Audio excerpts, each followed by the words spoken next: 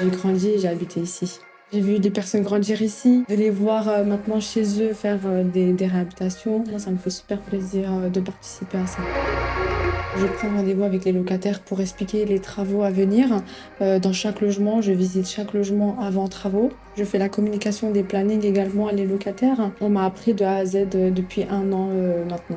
J'ai fait de la gestion administration, moi, un peu de communication, planning, ce genre de choses. C'est directement ma tutrice du relais chantier qui m'a contactée pour me dire que j'étais prioritaire de trouver un travail un peu mieux que ce que je faisais à ce moment-là. Je faisais de la préparation des sachets de thé à l'usine. C'était une première pour moi. J'ai jamais fait ça auparavant, j'aurais jamais cru que je ferais ça un jour. J'aime beaucoup, j'aimerais bien vraiment même beaucoup plus apprendre, me développer pour avoir un travail dans ce milieu-là à long terme.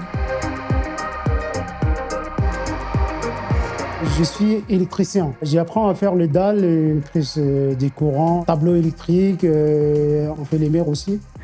C'était toujours mon rêve de devenir électricien professionnel. Mes collègues ici, ils m'aident beaucoup, ils m'ont donné beaucoup de conseils. Quand j'étais au lycée, j'ai fait pendant 2 ans un CAP électricien. Et ensuite, je suis allé au lycée pro pour faire un bac pro de 2 ans encore. Mais sauf que ça ne me plaît pas beaucoup. J'avais envie de rentrer en fait dans le monde du travail et j'ai abandonné l'école. C'est plus important de travailler beaucoup plus que les autres, c'est-à-dire travailler 2 ou 3 fois plus que les anciens pour avoir cette expérience.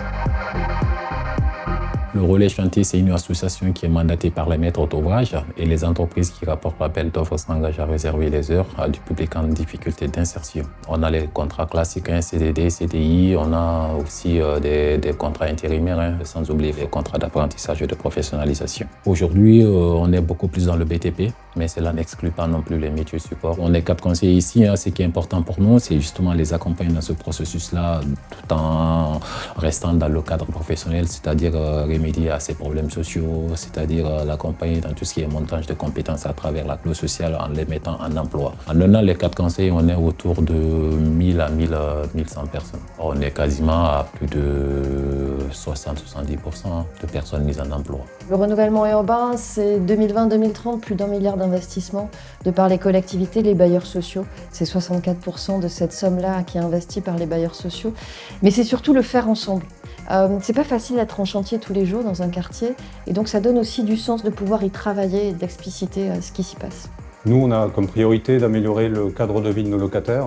On a une exigence de confort thermique et de maîtrise des charges, donc on vise des niveaux de performance très élevés. Et donc on a tout ce volet insertion qui permet aussi à la fois de rentrer par des heures d'insertion pour les personnes qui sont éloignées de l'emploi, mais aussi les jeunes, mais aussi les femmes. Mais c'est aussi la volonté d'aller vers de la qualification et de l'emploi durable avec des découvertes de métiers, parfois de nouveaux métiers aussi.